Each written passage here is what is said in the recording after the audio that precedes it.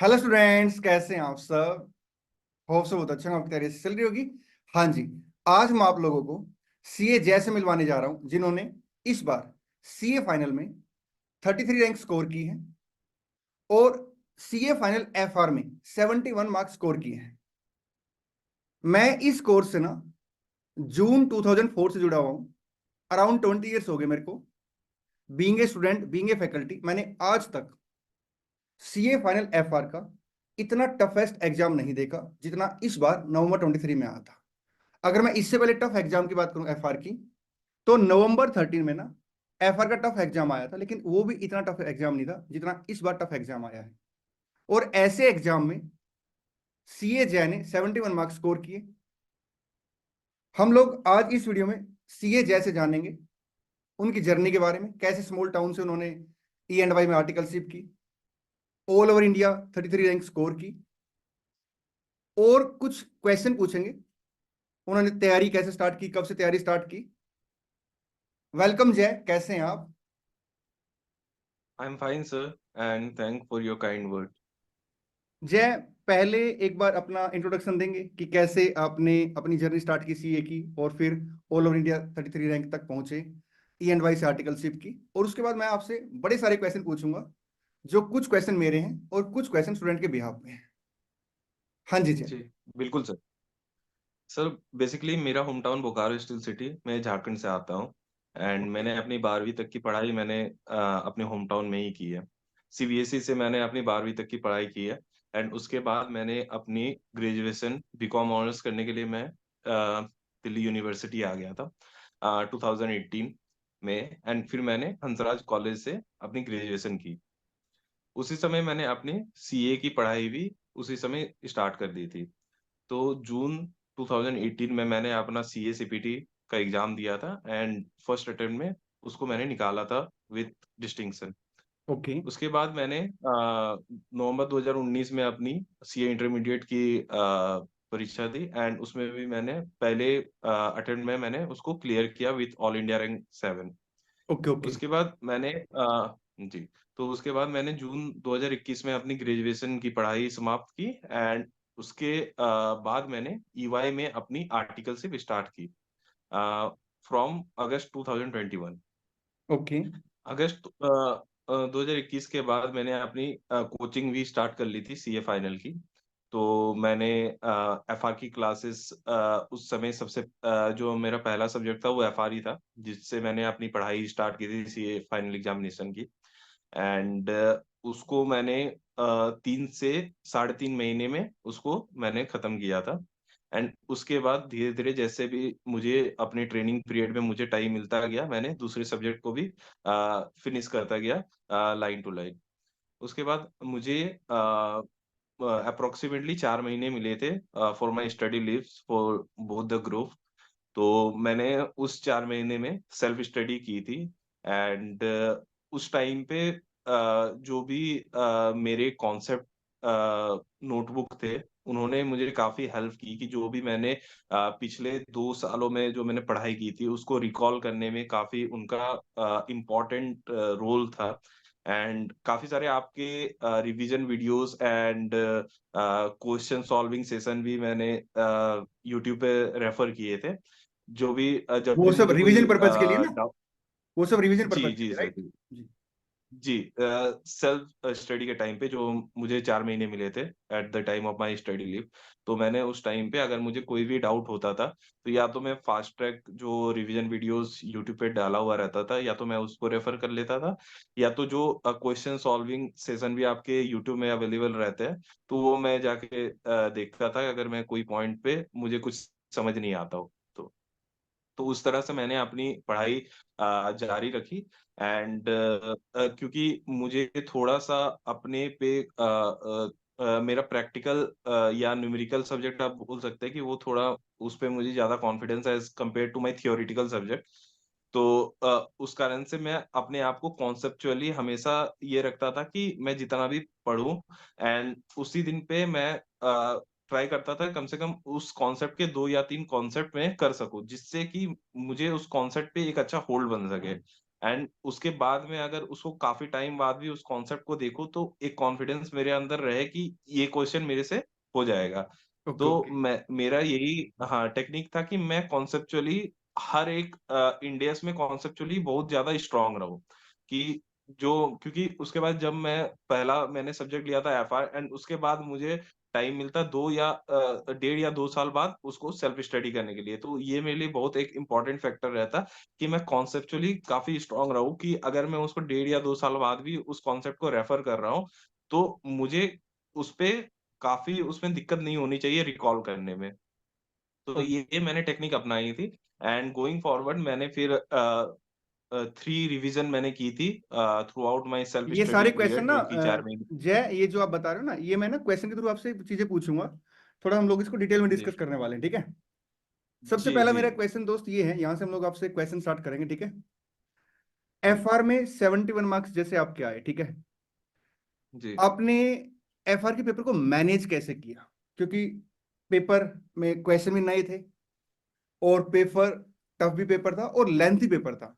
तो आपने कितने का अटेम्प्ट किया, उसे कैसे मैनेज किया? जी। तो सर मैं बताना चाहता हूँ कि फर्स्ट जो हमारा 15 मिनट रीडिंग टाइम होता है वो काफ़ी इम्पोर्टेंट फैक्टर रहता है for the time management thing जो हमारा अगला 3 आपने घंटे अटेम्प्ट होने कितने का वाला किया है। एग्जाम? आपने अटेम्प्ट कितने का किया? मैंने अटेम्प्ट तो 100 मार्क्स के ही किए थे, बट जो मेरा वन ऑफ द क्वेश्चन था कंसोलिडेटेड फाइनेंशियल स्टेटमेंट का, जी। वो मेरा उतने अच्छे से मैं नहीं कर पाया था उसको, तो मैं कह सकता हूँ कि अबाउट 95 मार्क्स मैंने 90 टू 95 मार्क्स मैंने अटेम्प्ट किए थे। तो जय, आप बता रहे थे ना कि पहले आपने 15 मिनट्स का यूज किया, उसको थोड़ा डिटेल में बताएंगे कि कैसे उसे यूटिलाइज किया? क्योंकि जी, जैसे मैं बोलता हूँ कि पहले जी, आपको जी, स्मॉल क्वेश्चन सेलेक्ट करने चाहिए, और स्मॉल क्वेश्चन ऐसे सेलेक्ट करने चाहिए कि जिसमें मार्क्स ज्यादा और टाइम कम लगे। तो आपकी क्या अप्रोच रही थी? जी। हाँ, तो जैसे ही मतलब मैं शुरुआत में जब मैंने क्वेश्चन पेपर को गो थ्रू किया, तो मुझे पहले ही पता चल गया था कि ये एक लेंथी पेपर होने वाला है मेरे लिए एंड मुझे इसमें टाइम मैनेजमेंट की बहुत ज़्यादा ज़रूरत पड़ने वाली है। तो आई स्टार्टेड द क्वेश्चन जिसमें मुझे फुल कॉन्फिडेंस था, जिसमें मैंने सबसे ज़्यादा प्रैक्टिस की थी। तो मैंने उस क्वेश्चन से स्टार्ट की जिसमें मुझे सबसे ज़्यादा कॉन्फिडेंस था। तो जिस तरह का लीज़ का मेरा क्वेश्चन था, तो लीज़ में मुझे काफ़ी ज़्यादा अपने आप पे भरोसा था, तो मैंने सबसे ज़्यादा उससे स्टार्ट किए थे और मुझे पता था कि मैं इसको कम टाइम में इसको फिनिश कर सकता हूँ। जिससे कि मुझे एक कॉन्फिडेंस आया कि मैं आगे के क्वेश्चन को एक अच्छे तरीके से अटेम्प्ट कर सकूँ एंड उसपे एक अच्छे तरीके से प्रेज़ेंट कर सकूँ क्योंकि प्लीज बेटा नोट प्रेज़ेंटेशन कर एक लो, बहुत जो इम्पोर्टेंट। बच्चे, जय एक सेकंड प्लीज। बेटा प्लीज इस बात को नोट कर ले, जो जय हमें बता रहे हैं कि उन्होंने पहले स्मॉल क्वेश्चन फिर उससे बड़े क्वेश्चन, प्लीज इस बात को नोट कर लें। क्योंकि अभी हो सकता है इस बात को आप इतना सीरियस ना लें, लेकिन एग्जाम में ना सबसे बड़ा रोल उन 15 मिनट्स का होने वाला, और उसमें टाइम मैनेजमेंट का होने वाला। यस जय, प्लीज कंटिन्यू। जी। तो फिर मैंने वही किया था कि मैंने पहले क्वेश्चन सॉर्ट कर लिए थे कि 1, 2, 3, 4, 5 मैं किस सीक्वेंस में क्वेश्चन को अटेम्प्ट करने वाला हूँ। तो जिस जिस तरह से मुझे जिस क्वेश्चन में सबसे ज़्यादा कॉन्फिडेंस था, तो मैंने सबसे पहले उसको सॉल्व करना स्टार्ट किया एंड उसे जैसे जारी करते रहा तो मैं एक के बाद एक क्वेश्चन मैं सॉल्व करते चला गया। तो मुझे उसमें काफ़ी कॉन्फिडेंस आ गया। तो उस कॉन्फिडेंस के चलते काफ़ी सारे वैसे क्वेश्चन भी थे कि जो मैंने जब पहली बार पढ़ा था तो वो मुझे समझ में नहीं आ रहे थे। बट जब मैंने उसको रीरीड किया उसके बाद में तो उस काफ़ी जो कॉन्सेप्ट था वो हिट करने लग गया मेरे माइंड को। उसके चलते मैंने उन क्वेश्चन को भी सॉल्व कर पाया जो कि फर्स्ट अटेम्प्ट में मैं समझ नहीं पा रहा था जिन क्वेश्चन को क्योंकि almost 70% of the question are out from the study material. बेटा तो वो प्लीज कोई नोट कर लो। पैटर्न फॉलो हम नहीं कर। प्लीज नोट कर लो बेटा, मैं हमेशा हर वीडियो में हर जगह बोलता हूँ कि ऐसा हो सकता है कि क्वेश्चन आपको देखने को नया मिल जाए, ठीक है, लेकिन कॉन्सेप्ट अगर आपके स्ट्रॉन्ग है ना, कॉन्सेप्चुअली अगर आपने स्टडी कर रखी है, तो क्वेश्चन जब आप पढ़ोगे ना, आपको ये लगेगा यार ये फिगर से तो नहीं है, ये लाइनें नहीं है, लेकिन जब उसको सोल्व करने बैठोगे ना आप, तो वो ऑटोमेटिक सोल्व होता चला जाएगा, और जय ने यही किया है। हाँ जी जय, प्लीज कंटिन्यू। हाँ, तो मतलब जैसे मेरा क्वेश्चन सॉल्व होते रहा तो एक तो मुझे ये था कि फर्स्ट मेरा जो माइंड थॉट था कि मुझे पहले पासिंग नंबर अच्छे से मुझे मैनेज करने हैं। तो first my aim was to give a good presentation for 40 marks first. तो मैंने उसको पहले 1 सवा घंटे में मैंने पहले अपने 40 मार्क्स तो सिक्योर किए एंड उसके बाद फिर जैसे-जैसे मुझे अपने क्वेश्चन करने थे, फिर मैंने 60 पे गया, फिर मैं 80 पे गया, तो उस सीक्वेंस पे गया। तो जैसी-जैसी मेरी प्रायोरिटी थी, first my aim was to pass the subject, तो पहले मैंने 40 को अच्छे से सिक्योर किया, then was to get the examination, तो फिर मैंने 60 मार्क्स को उस तरह से अटेंड किया एंड फिर देन टू कि एक अच्छे पोज़ीशन पे मैं अपने आप को प्लेस कर पाऊँ, तो फिर मैं 80 नंबर के क्वेश्चन पे उस तरह से मैंने अपने आप को प्रेज़ेंट किया कि अच्छा, वो एक डायलॉग डिसेंट याद नंबर पे आपको मैं इसको क्लास एंड कर पाऊँ। क्लास का डायलॉग याद आ गया आपको, इस बार 80 पार, राइट? जी, थोड़ा जी। सा चूक गए हैं क्योंकि पेपर ही बेटा ऐसा था इस बार ना, हुँ। लेकिन मैं बताऊं आपको 71 मार्क्स इस बार अटेम्प्ट के लिए ना 90 प्लस मान के चलो आप ना। जी, जी, बिल्कुल। जय, मेरे नेक्स्ट क्वेश्चन ये है। एक तो टाइम हो गया जब आप क्लासे देख रहे थे, एक टाइम हो गया जब आप एग्जाम से पहले रिवीजन कर रहे थे, और एक ड्यूरिंग एग्जाम डेज। आपके हिसाब से इनमें से कौन सा टाइम ऐसा है जो बेस्ट टाइम है, और जो सबसे ज्यादा आपके लिए फ्रूटफुल रहा एग्जाम क्लियर करने में ना? जी।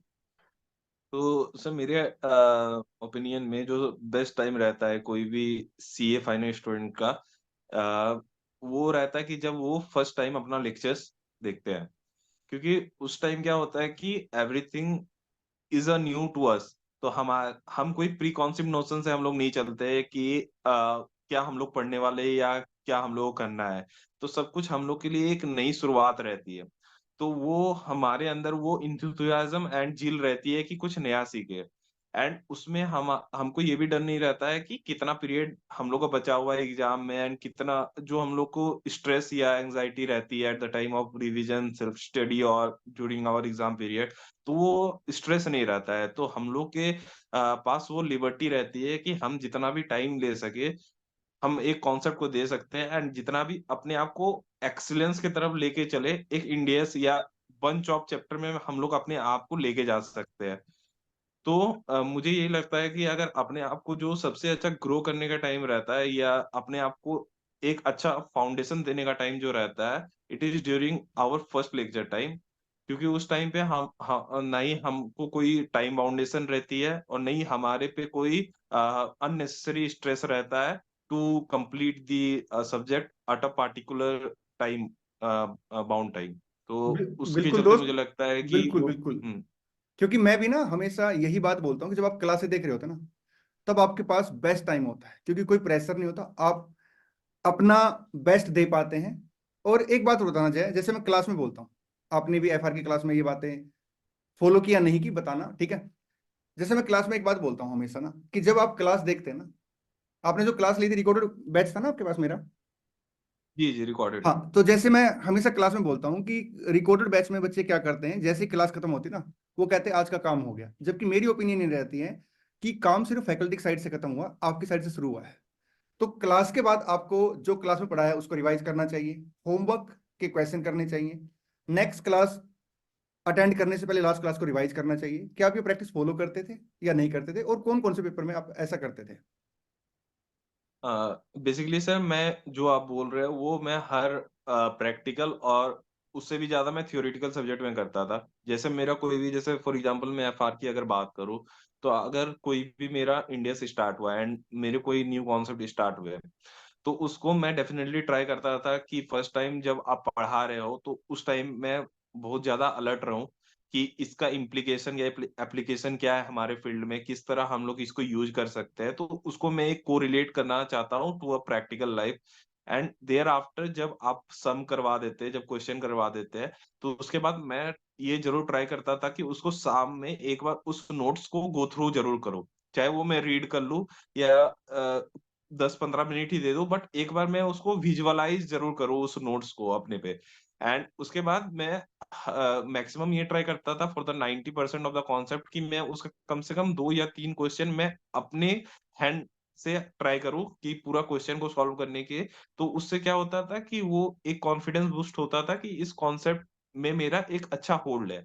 एंड अगर इस कॉन्सेप्ट से कोई भी क्वेश्चन आ गया, चाहे उसका लैंग्वेज चेंज हो या पैटर्न चेंज हो, जो कि हो सकता है हम लोग ने इस अटेम्प्ट में देखा है, तो फिर भी हम लोग उस टाइम पे हम लोग ऐसा नहीं होंगे कि हम लोग बहुत ज़्यादा स्ट्रेस आउट हो जाएँगे एंड जो क्वेश्चन हम लोग कर भी सकते, उस पे भी हम लोग गलती कर जाएँगे। तो ये हम बिल्कुल लोग के दोस्त, अंदर एक कॉन्फिडेंस बिल्ड ज़रूर करता है। बिल्कुल दोस्त। और मैं भी हमेशा इसी फेवर में रहता हूँ कि स्टूडेंट को ना एक बार क्लास के बाद खुद से रिवीजन जरूर करना चाहिए। अच्छा जी, एक बात और बताना, जैसे मैं क्लास में होमवर्क देता था और अगली क्लास में मैं टैली कराता था, ठीक है, तो आप होमवर्क हमेशा करते थे या नहीं करते थे, और होमवर्क का कितना रोल देखते हैं आप एग्जाम क्लियर करने में? जी। तो मैं ये बताना चाहूँगा कि मैं 80 टू 90% ऑफ द टाइम मैं अपना होमवर्क करता था। कभी-कभी ऐसा होता था कि रेयर सर्कमस्टेंसेस में कि मुझे कुछ काम पड़ गया या कुछ ऑफ़िस का ज़्यादा काम हो गया जिस टाइम पे मुझे छोड़ना पड़ता था। बट मैं ये इंश्योर करता था कि जो भी मेरा बैकलॉग हो, वो मैं नेक्स्ट डे में या नेक्स्ट टू नेक्स्ट डे में मैं कंप्लीट कर लूँ। कि उसके चलते मुझे अपने आप को बाद में सफ़र ना करवाना पड़े। तो मैं उसको ज़रूर इंश्योर करता था। तो 80% ऑफ द टाइम मैं हमेशा ये इंश्योर करता था कि जो मुझे होमवर्क मिला है कम से कम उसको मैं करके ही क्लास अटेंड करूँ। ओके जय, ओके ओके। जय, एक बहुत कॉमन क्वेश्चन रहता है और हर रैंक होल्डर से पूछा जाता है, इस क्वेश्चन को मैंने थोड़ा सा लेट लिया है। आप कितने घंटे पढ़ते थे? तो जैसे मैं आपको बताना चाह रहा हूँ कि अगर मैं अपनी ट्रेनिंग पीरियड की बात करूँ, तो मैं अपनी ट्रेनिंग पीरियड जैसे मैं ऑफ़िस भी करता था, तो मैं उस टाइम पे मेरा एम ये रहता था कि कम से कम मैं 4 घंटे मैं दिन के इफेक्टिवली दोस्त, निकाल मैं आपको दूँ, ना 4 इस आवर। वाले क्वेश्चन में बीच बीच में रोकूंगा। आप 4 घंटे तभी डेली पढ़ते थे? प्लीज मेरे प्यारे प्यारे दोस्तों, प्लीज इस बात को नोट कर लो। ये बहुत बच्चों के मैसेज आते हैं कि सर मेरा ना ऑफिस होता है, मैं कैसे करूं, मैं मैनेज नहीं कर पा रहा। दोस्त, जय ना बिग फोर से आर्टिकलशिप करता था, लेकिन इन्होंने डिसाइड कर रखा था 4 आवर डेली बेस पे ना। मैं हमेशा इस बात को बोलता हूं कि कंसिस्टेंसी जरूर मेंटेन करें, और कंसिस्टेंसी मेंटेन करने का एक ही तरीका है, और वो तरीका पता क्या है? अपनी प्रायोरिटी सेट करें और उसे टूटने ना दे। जैसे मेरी प्रायोरिटी ये है कि मैं डेली इस टाइम पे एक क्लास देखूंगा, फिर दुनिया में सर कुछ भी हो रहा हो, आपको उस टाइम पे क्लास देखनी चाहिए। हाँ जी जय, प्लीज हाँ, हाँ। बताइए। तो जैसे ही मेरा ट्रेनिंग पीरियड खत्म हुआ और मेरा स्टडी लीव पीरियड स्टार्ट हुआ, तो वो मेरा अप्रॉक्सिमेटली 4 मंथ का मेरा स्टडी लीव था।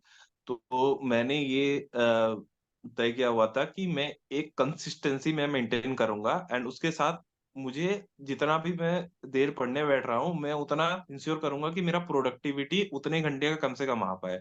तो I started with 10 hours a day जो मेरा जी।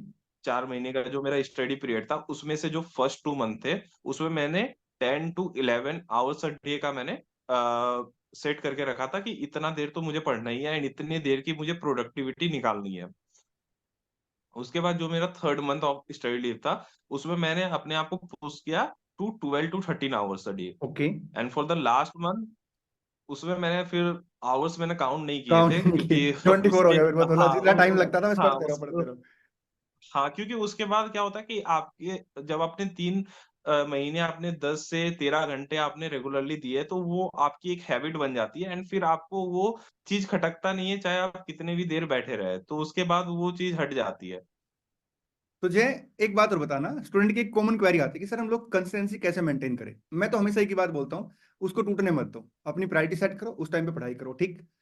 आपके हिसाब से कंसिस्टेंसी आप कैसे क्या गाइड करेंगे कि कंसिस्टेंसी कैसे मेंटेन करनी चाहिए स्टूडेंट को ना, और क्या आप कंसिस्टेंट थे अपनी स्टडी को लेके?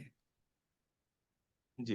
तो जैसे अगर हम लोगों को कंसिस्टेंसी मेंटेन करनी है कि ऑब्वियसली हम लोग 2.5 साल मतलब अबाउट 2 इयर्स ऑफ आर्टिकलशिप उसके बाद हम लोग एक स्टडी लीव पे जा रहे हैं।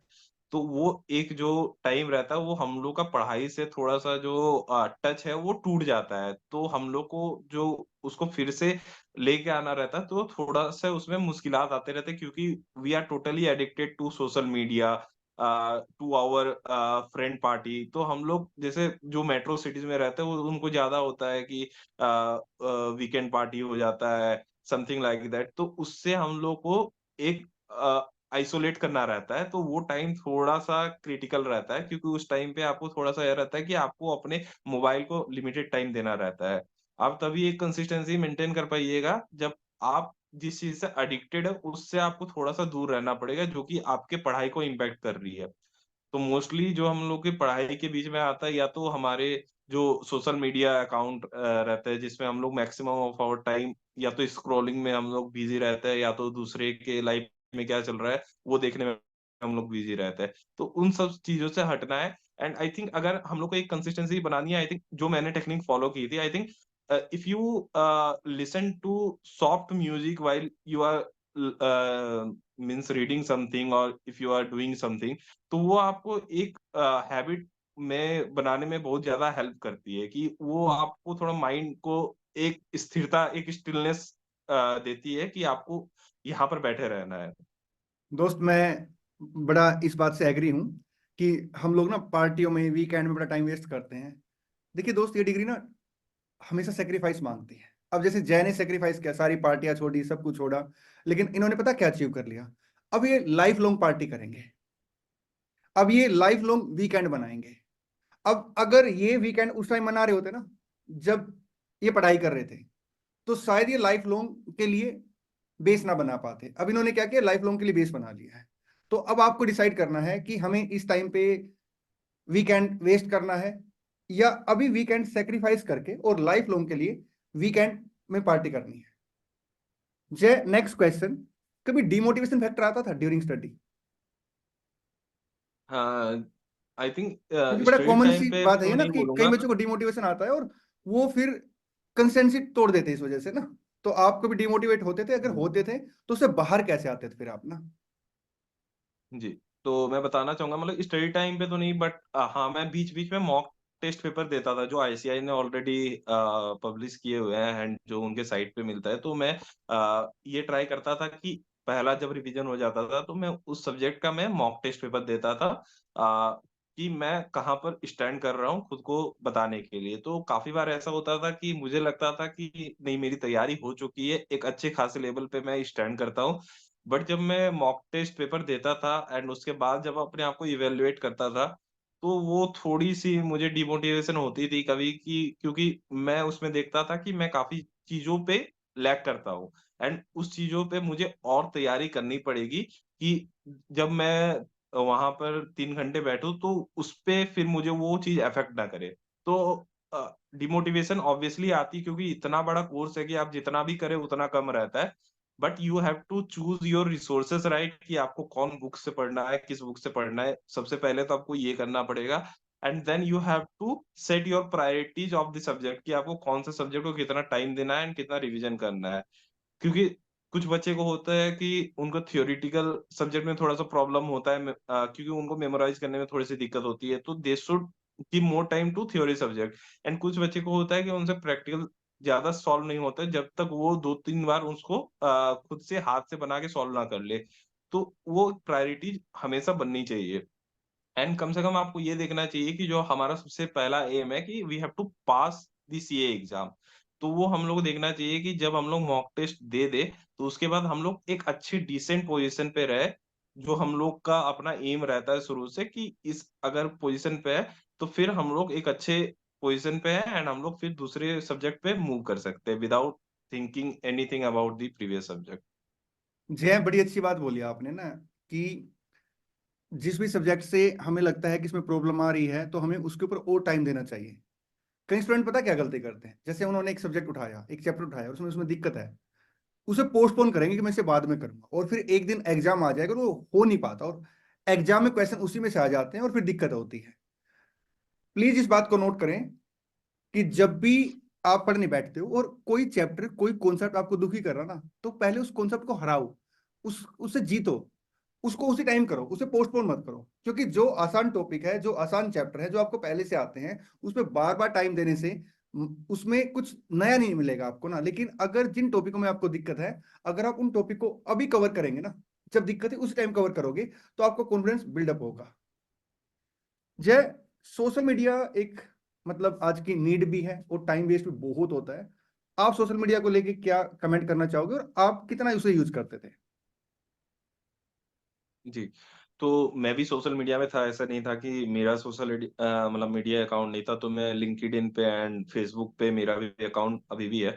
बट मैं उस टाइम पे ये इंश्योर किया था कि मुझे अपने सोशल मीडिया से कुछ महीनों का आइसोलेशन लेना पड़ेगा क्योंकि अगर मैं उस पे रहूँगा तो काफ़ी चीज़ें अननेसेसरी थिंग्स मेरे माइंड को हिट करेंगी एंड वो मेरे पढ़ाई के लिए वो खराब कर सकती है, वो मेरे प्रिपरेशन को एक डाइवर्ट कर सकती है मुझे।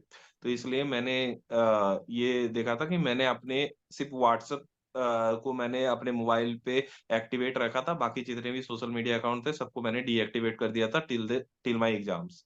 एंड उसके बाद मैंने सोचा था कि उसके बाद मैं उसको एक्टिवेट कर लूँगा। तो ये मेरा एक सैक्रिफाइस था कि मैंने अपने जितने भी सोशल मीडिया अकाउंट थे उससे मैंने अपने आप को आइसोलेट कर लिया था। दोस्त, मैं हमेशा बोलता हूं कि कोई इंपॉर्टेंट लिस्ट नहीं होती, ठीक है। सारा ही सिलेबस इंपॉर्टेंट है, क्योंकि एग्जाम में कहां से आ जाएगा वो सिर्फ इंस्टीट्यूट को पता है। आप क्या कोई ऐसी इंपॉर्टेंट लिस्ट बनाते थे कि मेरे को ये चैप्टर मतलब इंपॉर्टेंट है, बाकी सिलेबस छोड़ देता हूँ? क्या आप सिलेक्टिव स्टडी करते थे, फुल स्टडी करके गए थे? मेरा तो हमेशा का ट्राई यही रहता है कि मैं 100% ऑफ द सिलेबस कवर करके जाऊँ, क्योंकि मतलब अगर हम लोग जस्ट इस अटेम्प्ट के एक क्वेश्चन को अगर उठाए, तो वो सीएसआर से आया था and that comprises of 8 marks. तो मतलब जो सबसे मई 23 मतलब में ऐसे ही एक इंडेस 108 ने धप्पा लगाया था, धप्पा। जी।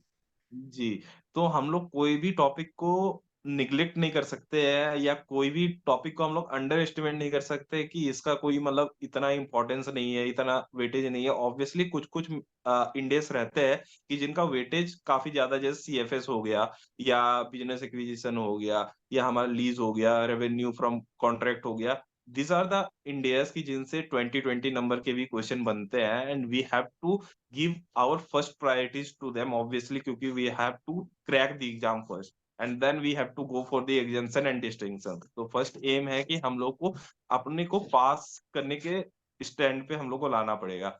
तो इसीलिए मेरा यही रहता है कि पहले मैं ऐसा करता हूँ कि फर्स्ट 80% ऑफ द सिलेबस में रहता हूँ कि मैं within 20 to 30% of the time मैं कवर कर पाऊँ and for the 20% of the remaining syllabus में रहता है कि उसको भी मैं कवर कर पाऊँ, बट हाँ, उसका ऑब्वियसली उसका जो प्रायोरिटी मैं करता हूँ वो थोड़ा-सा बाकियों से कम में रखता हूँ, बट ट्राई करता हूँ कि मैं पूरे को कवर कर पाऊँ। मैं आपकी ना मार्कशीट देख रहा था, आपके ओवरऑल मार्क्स सब में सिमिलर टाइप हैं। तो क्या आपकी आठों एग्जाम जी। की तैयारी अच्छी थी, या किसी पेपर में आप वीक थे? क्योंकि बड़ा एक कॉमन क्वेश्चन होता है ना कि सर मेरे ना सारे सब्जेक्ट अच्छे से नहीं है, कुछ सब्जेक्ट मेरे वीक है। तो आपका क्या स्टेटस था? जी, थोड़ा सा हाँ, कैमरा ना तो साइड में मैं चले बता गया, आप ना थोड़ा सा कैमरे के सामने आओगे थोड़ा? हाँ हाँ प्लीज, हाँ जी, हुँ, आप बोलो प्लीज। हाँ। तो मतलब मेरा क्या था कि कुछ सब्जेक्ट पे मेरा होल्ड अच्छा था, कुछ सब्जेक्ट में मैं उतना अच्छा मेरा होल्ड नहीं था। तो मेरा जिस सब्जेक्ट में अच्छा होल्ड नहीं था, मैंने उसको इंश्योर किया था कि मैं उसको ज़्यादा टाइम दूँगा। तो उसका रिजल्ट ये हुआ कि जब मैं एग्ज़ाम देने गया तो I I was at equal standing with all the subject, कि मैं जिस तरह मैं एफआर को दे रहा था, सेम उसी तरह मैं इलेक्टिव को भी दे रहा था, सेम उसी तरह डीटी को भी दे रहा था एंड नहीं नहीं, ये सेम उसी बताओ, तरह ऑडिट को, इनडायरेक्ट को भी दे ऑडिट को रहा दे था। रहे थे उतना टाइम, या नहीं दे रहे थे? जी, सबसे ज़्यादा मैंने अपने जो टाइम था वो ऑडिट को ही दिया था, क्योंकि सबसे ज़्यादा जो मेमोराइज़ थिंग रहती है, मग अप थिंग रहती है, वो ऑडिट में ही रहती है। तो we have to just mug up all the thing, क्योंकि we have to write what the ICAI want from us, कि हम जो आईसीएआई चाहता है, जब तक अगर हम लोग वो नहीं लिखेंगे तो आईसीएआई हम लोग को मार्क्स नहीं दे सकता है। तो we have to literally mug up the things कि जो क्या और लिखना है। दोस्त, मेरे हिसाब से जो आपकी रैंक में एक रोल रहा है, वो सारे सब्जेक्ट का ही रोल रहा है, क्योंकि आपने सबको इक्वलेंट टाइम दिया है। जी, बिल्कुल। अच्छा, एक बात बताओ दोस्त, आप रैंक की तैयारी कर रहे थे पहले से?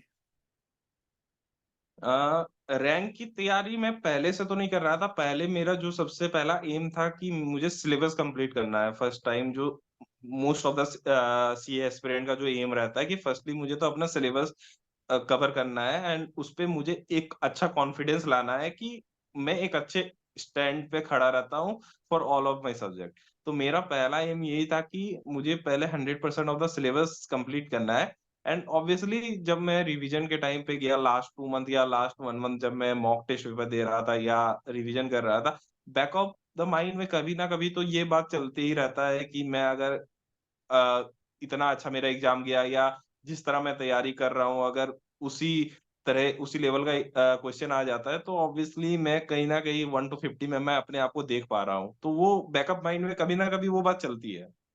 ओके, एग्जाम देने के बाद लग गया था रैंक आएगी?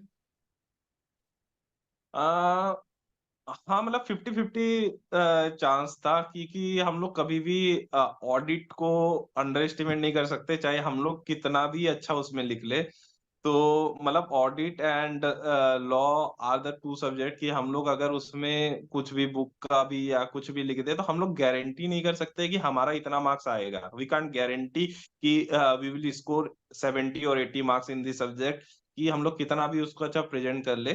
तो हाँ, उसके चलते बट हाँ, जिस तरह का मेरा प्रैक्टिकल एग्ज़ाम गया था FR, indirect tax, direct tax and SFM, हाँ, उसके हिसाब से जिस तरह का मेरा एक्सपेक्टेशन था, उसी के हिसाब से गया था। तो मुझे कहीं न कहीं था कि आ जाएगा 1 टू 50 में अगर अच्छा सब कुछ गया, कुछ एडवर्स में मेरे अगेंस्ट में नहीं गया तो पॉसिबिलिटीज़ है। ओके, ओके दोस्त। रैंक जब आई हुँ। कैसा फील हुआ? रैंक जब आई तो ऑब्वियसली बहुत अच्छा फ़ील हुआ क्योंकि it feels very much good to clear your CA final attempt in one go. पहली तो ये बात होती है कि हाँ, अगर अपने आप में जो मतलब clear CA your final CA pass होना हाँ, अपने आप में अचीवमेंट है। फिर बोथ ग्रुप जी, निकलना उससे बड़ी अचीवमेंट है, और रैंक तो दोस्त। हाँ। हाँ जी, हाँ जी। हाँ, कैसा तो फील हुआ? जब मेरा हाँ, वन गो में जब गया तो वही मेरे लिए सबसे बड़ा फैक्टर था कि मैंने वन गो में मैंने अपने सीए फाइनल को क्रैक कर लिया and that too with all India rank. तो वो सोने पे सुहागा था दैट थिंग टाइप कि जो मैंने माँगा था ऑलमोस्ट उसी टाइप का मुझे मिल गया एंड उसके बाद मैंने अपने फैमिली को भी ये बात बताई तो वो लोग भी काफ़ी खुश थे and then celebration we have वही, डन आवर रैंक के हिसाब से सेलिब्रेशन सेलिब्रेशन देन हुआ ना? बड़ा सेलिब्रेशन हुआ ना? जी, जी, जी, जी। थैंक यू सो मच जय, आपने टाइम दिया और आपने हर क्वेश्चन का आंसर बड़ी ईमानदारी से दिया। स्टूडेंट, अगर आपकी कोई और क्वेरी हो तो आप कमेंट में अपनी क्वेरी पूछ सकते हैं। जय, आपकी साइड से कोई conclude message? Thank you sir for your means kind word toward me and मैं सभी सीईओ स्टूडेंट को यही बात बताना चाहूँगा कि अपने पे विश्वास रखें एंड कोई भी चीज़ बिलीवेबल या इम्पॉसिबल नहीं है। अगर आपने ठान लिया कोई चीज़ को करना है एंड आप उस पे हार्ड वर्क कर रहे हैं, तो वो चीज़ आपको मिल के ही रहेगी। तो मैं यही बोलूँगा कि आप अपने काम के प्रति वफ़ादार रहें, उसको करते रहें। अपने 100% टू 100% उस पे दें एंड जो भी आपका गोल होगा, वो 100% अचीवेबल है। थैंक यू सो मच जय। God bless you. Thank you sir.